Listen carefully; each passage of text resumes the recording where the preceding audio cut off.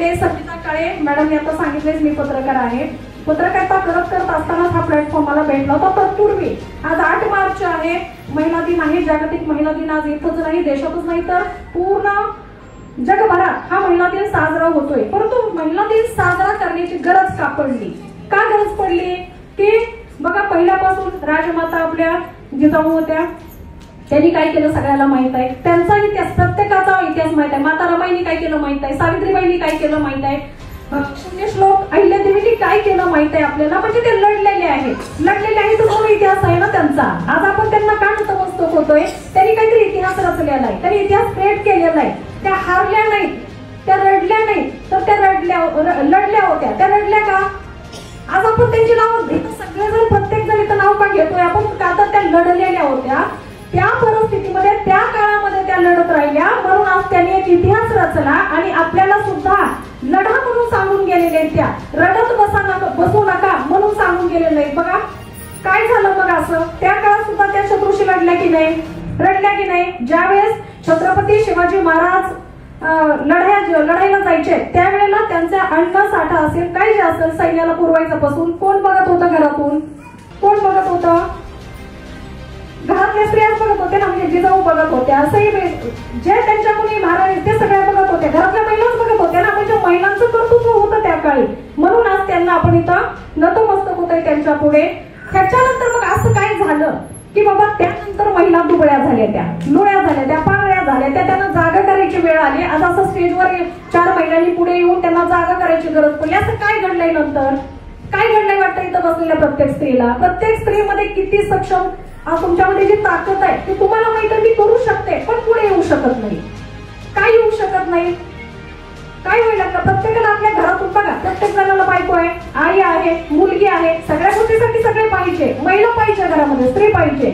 असं काय घडलं की महिला लोळ्या झाल्या? मग काय घडलं? घरातूनच सुरुवात झाली. आपणच काय सुरुवात केली? तू हसायचं नाही, इतक्या जोरात हसायचं नाही, असे कपडे घालायचे नाही, तिकडं जायचं नाही, तू पोरगी आहेस, तू मुलगी आहेस, तुला दुसऱ्याच्या घरी जायचंय. ही बंधनं कोणी घातली? तिचं एवढं अस्तित्व मोठं असताना हे तिच्या पायामध्ये तिच्या मनामध्ये जी काही कोणी बंधनं घातली नाही कोण आहेत? आपणच आहेत ना, आपणच आहे. मग तिचं काम काय दिलं? तिला एक सीमारेषा आखून दिली, आपण मर्यादा आखून दिल्या. तुझं काम घरापुरतच आहे, 7च्या घरीच तू आली पाहिजे, त्याच्या बाहेर गेली नाही पाहिजे. होतंय का नाही प्रत्येकीला? आपल्याला जॉब करणाऱ्या महिलांना पण तेच आहे. घरी जाऊन सुद्धा आपल्याला स्वयंपाक करावाच लागतो. बघा बाई पण भारी देवा, किती जणींनी बघितलं इथं? आता आपलं एवढ्या वेळ झालं सॉंग वाजतं इथं. बाई पण भारी देवा किती जणींनी बघितला? सगळ्यांनी बघितला. असंच काय झालं आमच्या इथं पण एक ग्रुप गेला होता महिलांचा बाई पण भारी देवा बघण्यासाठी. आणि गेल्यानंतर संध्याकाळी महिलांचा ग्रुप होता, थोडा एन्जॉय झाला, बाई पण भारी देवा बघितलं. आणि बघितल्यानंतर महिला खुश होत्या. त्याच्यामध्ये एका महिलेला घरी जाऊन स्वयंपाक करायला थोडा उशीर झाला. नवऱ्यानं तिला असं मारलं की स्वयंपाक करायला मला जेवायला उशीर झाला म्हणून. मग काही बाई भारी नव्हती का? होती का नव्हती सांगा मला. मग काय घडलं? असं काय घडलं? बाई भारीच आहे, बाई एकदम चांगले भारीच आहे, परंतु तिला जी काही सीमा आखून दिलेली आहे, त्या तिला मर्यादा घालून दिलेली आहे, त्या तिला लुळं करून सोडले. म्हणजे त्या प्रत्येक गोष्टीमध्ये तिला सांगितलं जातंय तू असं करू नको, तू तसं करू नको, तुला मर्यादा आहे, तुला असं काय. 4 लोक बघतील, 4 लोक बोलतील. आणि एखादा मुलगा जर आला, बघा एक कसं असतं, एखादा मुलगा जर आला ना रडत कोणी झालं असं खेळ, त्याला काय सांगितलं जातं? रडू नकोस, अरे पोरगी आहेस काय तू रडायला? काय सांगितलं जातं त्याला? तू पोरगी आहेस काय रडायला?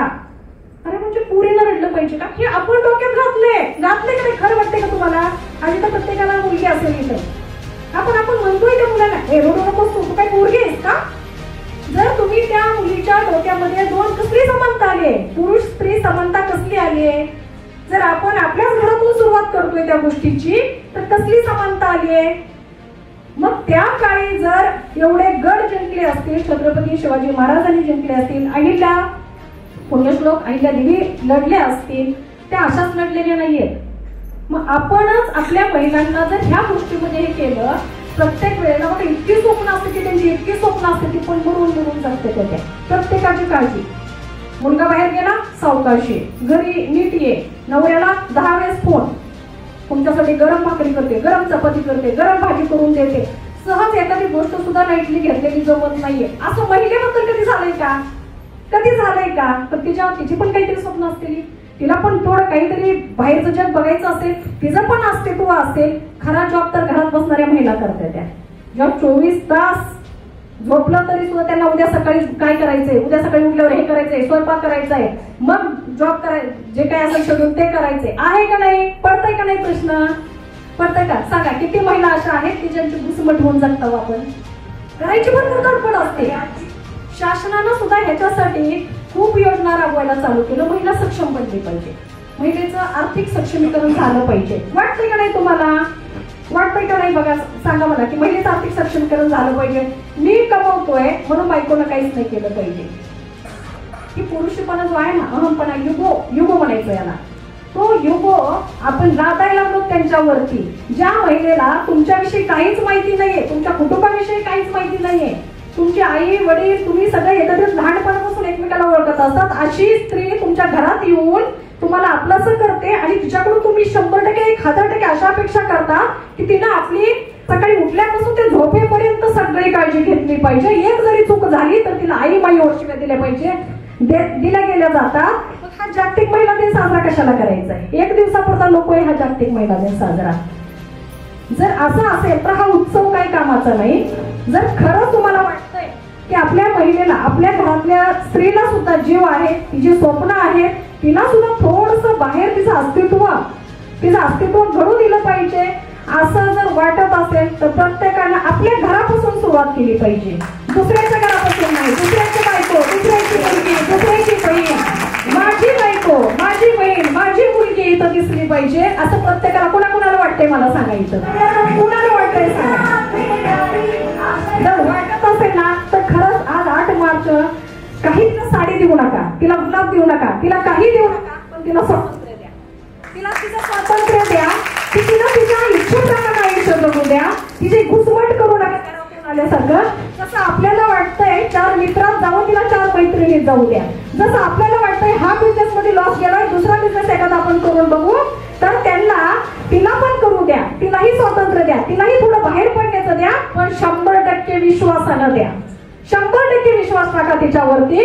आज तुमच्यावरती जर ती विश्वास टाकून तुम्हाला घराच्या बाहेर पाठवत असेल तर तिला सुद्धा तुम्ही 100% विश्वास देऊन तिला प्रोत्साहन दिलं पाहिजे का नाही दिलं पाहिजे? कुठं गेली होती, कोणाला भेटली, कोणाच्या गाडीत आली, कोण गाडी चालवत होतं, कुठं बसली होती, म्हणजे ह्या गोष्टी आहेत. जर ह्या करायच्या नसतील तर स्वातंत्र्य द्या. घरी जाऊन तिला मानसिक, म्हणजे तिला शारीरिक, मानसिक, तिला सगळ्याच बाबतीत सक्षमीकरण होऊ द्या. सक्षमीकरण म्हणजे काय? याचा अर्थ जर पुरुषाला इथं बसलं, पुरुषाला मी का म्हणते तर कारण प्रत्येक महिला तर ऐकायला लागली तिथं, पण इथं पुरुष आहे तर त्या पुरुषाला पण ही गोष्ट समजली पाहिजे. महिलेमध्ये एवढी कॅपॅसिटी आहे. जर आपण ह्यांची पूजा करतोय तुम्ही येऊन, तर आपल्या घरातली महिला कोण आहे? मग आपल्या घरातली महिला कोण आहे? त्याचा पुढे घेऊन चालते ना ती आज. मग ती कोण आहे आज? ह्यांचा पण अधिकार नाही तुम्हाला ह्यांच्या इथं नतमस्तक व्हायचा. जर घरातल्या महिलेला तुम्ही सन्मान देत नसाल, तिच्या अस्तित्वाचा तुम्ही, तिच्या कर्तृत्वाचा तुम्ही सन्मान करत नसाल, तिच्या असण्याचा अर्थ नसेल काय, तर तुम्हाला इथं येऊन अशा कुठल्याच कार्यक्रमामध्ये शिवजयंत्या कुठलेच कार्यक्रम करण्याचा अधिकार नाहीये. आहे वाटतो का? प्रामाणिकपणे सांगा, आहे वाटतो का? काय वाटतंय तुम्हाला बसलेल्या इथं प्रत्येक पुरुषाला? वाटतंय का? मी पुरुषाला टार्गेट करत नाहीये, पण 8 मार्च साजरा करायचा असेल, खरंच सगळ्या लेवलवर जर 8 मार्च साजरा करायचा होत असेल तर प्रत्येक महिलेला स्वातंत्र्य दिलं पाहिजे, तिला प्रोत्साहन दिलं पाहिजे. जे काही घरातून तिला मेंटली टॉर्चरिंग होतं, आईवर शिव्या दिल्या जातात, ते बंद झालं पाहिजे. तर ती तुमची घरातली खरी लक्ष्मी आहे आणि ती नांदते आहे. बघा, आज उमेदसाठी 3000वर महिला काम करते त्या. आणि जर पहिल्या काळात सुद्धा महिला जर नवऱ्याला सपोर्ट करत होत्या म्हणून त्यांनी एवढे राज्य जे काय मिळवलं असेल त्यांनी, आज सुद्धा तुम्हाला सुद्धा जर पाठिंबा देणारी एखादी महिला घरात मध्ये तशी आपली असेल तर तिला सुद्धा आपण बाहेर काढलं पाहिजे. तिच्यासाठी सुद्धा आपण उभा राहिलं पाहिजे. असं नाही की मी करतोय तू घरात बस. केलं पाहिजे का नाही? केलं पाहिजे का नाही मला सांगा. जर आज अशा पद्धतीचा 3000वर महिला काम करत असतील, 3000 रुपयावरती उमेदच्या महिला या ठिकाणी काम करतात, मला सांगा काय होतंय? काय होतंय? आत्ताच्या ह्याच्यामध्ये 3000वर महिला काम करतात. खरंच ते 3000 तुम्ही समाधानी आहेत का? समाधानी आहेत का? जर समाधानी नसाल तर काय केलं पाहिजे? 3000 साठी आपली बायको कोणी का असणार, महिला बाहेर फिरते की नाही? त्याच्यासाठी आज आपल्याला या ठिकाणी आज मी रिपोर्टिंग करता करता आज इकडे वळाले, त्याचं कारण पण हेच आहे. त्याचं कारण पण हेच आहे. माझे स्वतः मिस्टर शिक्षक आहेत, गव्हर्नमेंटचे शिक्षक आहेत, ते नोकरदार आहेत. पण मला माहित आहे एवढ्या पगारामध्ये गव्हर्नमेंटच्या काय होऊ शकतंय, काय होऊ शकत नाही. आत्ताचा काळ बघितला तर शिक्षण असतील, स्वप्न असतील, मुलांसाठी असेल, आपल्या स्वतःसाठी असेल, काही होऊ शकणार. होईल असं वाटतं का एका शिक्षकाच्या याच्यामध्ये? काय असा प्लॅटफॉर्म मला भेटला की या कोविड काळामध्ये ज्या वेळेस मी रिकामी होते त्यावेळेला फक्त माझं रिपोर्टिंग चालू होतं. त्यावेळेला मला आपल्या धाराशिवमधून जे नंदकिशोर मिसाळ सर आहेत त्या ठिकाणी त्यांनी मला हा प्लॅटफॉर्म दिला. मला मी ही सिस्टम समजून घेतली आणि विचार केला की जर मला गरज आहे तर आपल्यासारख्या किती महिलांना याची गरज आहे की आपण त्यांना हा प्लॅटफॉर्म दिला पाहिजे. त्या दिवशी हे समजून घेतलं आणि काम चालू केलं. आज काम चालू केल्यापासून असंख्य महिला याच्या माझ्यासोबत जोडल्या गेलेल्या आहेत, म्हणजे विवाह वाटपसोबत जोडल्या गेलेल्या आहेत त्या. आणि प्रत्येकाच्या घरामध्ये चांगल्या पद्धतीनं बघा छोटी छोटी स्वप्न असतात प्रत्येकाची. सगळ्यात मोठं नसतं, विमान घ्यायचं स्वप्न कोणाचं आहे का लगेचच, पण प्रत्येकाची छोटी छोटी स्वप्न पूर्ण व्हायला लागली या विवाहाच्या माध्यमातून. मग माझ्या लक्षात आलं अरे फार गरज आहे, आपण पोहोचलं पाहिजे तिथपर्यंत. फक्त तर प्रत्येक 3000साठी महिला काम करते तर हा विवाहाचा प्लॅटफॉर्म हा लेडीजसाठी सेफ अँड सिक्युअर आहे, एकदम सेफ आहे. जेवढं घरी मग आमच्या दुर्गा मॅडमनी सांगितलं की घरी जेवढी सुरक्षित महिला आहे ना तेवढीच या विवाहामध्ये एकदम सुरक्षित आहे. कारण तुम्हाला सांगते मी पत्रकार आहे. आता मॅडमनी सांगितलं लोक ते उचलायची फार सवय असते पत्रकारांना. मी पत्रकारिता करत असताना मी विवाह ज्यावेळेस चालू केलं ना एक गोष्ट ऑब्झर्व केली की फक्त कंपनीचे मालकच एवढी आहेत, म्हणजे महिलांच्या बाबतीत एकदम हे ठेवतात की बाकीचे लोक पण आहेत, त्यांना सगळ्यासोबत काम करायचं, आपल्या टीमवर्क आहे हे. तर अनुभवलं की ह्याच्यामध्ये इथं प्रत्येक जण असणाऱ्या नवीन जॉईन झालेली पण व्यक्ती, आमचे राऊत सर असतील, मिसाळ सर असतील, नानाश्री तर एकदम ते ग्रेट गुरु आहेत आमच्या सगळ्यांचे, ते असतील. जर या ठिकाणी सगळ्यांचा एकच विचार आहे, ह्याच्यामध्ये महिला एवढ्या सुरक्षित आहेत की बिनधास्त घराच्या बाहेर पडून बिनधास्त काम करू शकतात, तर मी 100% महिलांना याच्यामध्ये आणलं पाहिजे. सुरुवात केली, असंख्य महिला जोडल्या गेल्या, असंख्य घरामध्ये विवाह पोहोचलेला आहे. कोणी यूज करत आहे, कोणी डिस्ट्रीब्युटर म्हणून चालू केलेलं आहे, कोणी शॉपिंग घेतलेली आहे. एवढंच नाही, असंख्य शेतकऱ्यांनी आपली शेती फक्त आणि फक्त विवाहाच्या प्रोडक्टवर आता 3 वर्ष झालं मी स्वतः त्यांना औषधं दिलेले आहेत आणि त्याच्यावरती केलेलं. आज या ठिकाणी दुधनेचे पण आमचे सर आलेले, त्याच्या माध्यमातून पण फार शेतकऱ्यांपर्यंत आपले औषधे गेलेले. तिथं प्रत्येक जण बसलेलं काही ना काही केलेलं आहे. तर परत एकदा या ठिकाणी ज्या महिला आलेल्या आहेत फार वेळ घेत नाही, बोलत असताना कंट्रोल होत नाही, काही ना काही सुचत जाते आणि बोलावंच वाटते. कारण प्लॅटफॉर्मच असा आहे की या ठिकाणी विवाहमार्ट एंटरप्राइजेस इंडिया प्रायव्हेट लिमिटेड या माध्यमातून जे फाउंडर अँड सीईओ आहेत विजय सर यांचं मी मनापासून धन्यवाद मानते. आमच्यासारख्या महिलांना, असंख्य महिलांना, तळागाळातल्या महिलांपर्यंत त्या महिलांना या ठिकाणी त्यांनी एक व्यासपीठ उपलब्ध करून दिलं आहे. 8 मार्च तर दिलाच दिला, आमचा उत्साहात साजरा व्हायला लागलेला आहे. परंतु अशा असंख्य महिला इथं आलेल्या आहेत आणि त्यांच्या देशासाठी सुद्धा हा प्लॅटफॉर्म ओपन करून ठेवलेला आहे. इथं बसलेल्या प्रत्येक महिलेसाठी परत एकदा सांगते तुम्हाला की आपलं काहीतरी अस्तित्व करायचं, तुम्हाला सिद्ध करायचं असेल तर ध्यास त्या एकदम पाठीमागे लागून करा. त्याच्यासाठी जे लागेल तेवढं कष्ट करा. विवाहमार्ट मध्ये एकदा या, 3 वर्ष तुम्ही आमच्यासोबत चालू राहा. प्रत्येक इथल्या विवाहमार्ट मधली प्रत्येक महिला तुमच्यासोबत चालायला तयार आहे.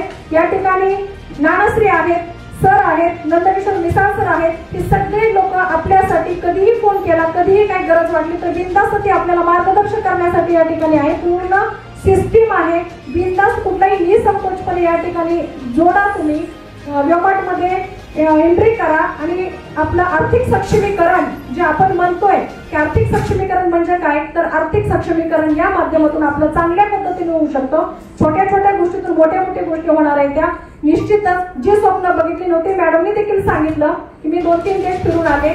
मीच नाही तर माझ्या टीम मधून जवळपास 17-18 लोक बाहेरच्या 2 दुबई असेल, थायलंड असेल, मलेशिया असेल अशा देशामध्ये जाऊन आलेले आहेत. किती जण जाऊन आलेले आहेत बाहेरच्या देशामध्ये, किती जण जाऊन आले. किती जण जाऊन आले या ठिकाणी बघा. त्या महिला कोण आहेत माहितीये का? ज्या महिलांना काहीच माहिती नाहीये, बाहेर काही कुठली स्थिती काय कोण काही माहिती नाही, अशा महिला विभागाच्या माध्यमातून बाहेरच्या देशात जाऊन आलेल्या आहेत. तिथं प्रत्येकासाठी संधी उपलब्ध करून दिलेली आहे विजय सरांनी. याच्यासाठी सुद्धा परत एकदा कंपनीसाठी जोरात टाळ्या झाल्या पाहिजेत. कारण शेतकऱ्यांसाठी कंपनी, आपल्यासाठी कंपनी आहे, सर्वसामान्य माणसासाठी कंपनी या ठिकाणी उपलब्ध सरांनी करून दिलेली आहे. परत एकदा सरांचं मनापासून धन्यवाद मानते आणि या ठिकाणी थांबते. जय हिंद, जय व्यवहार.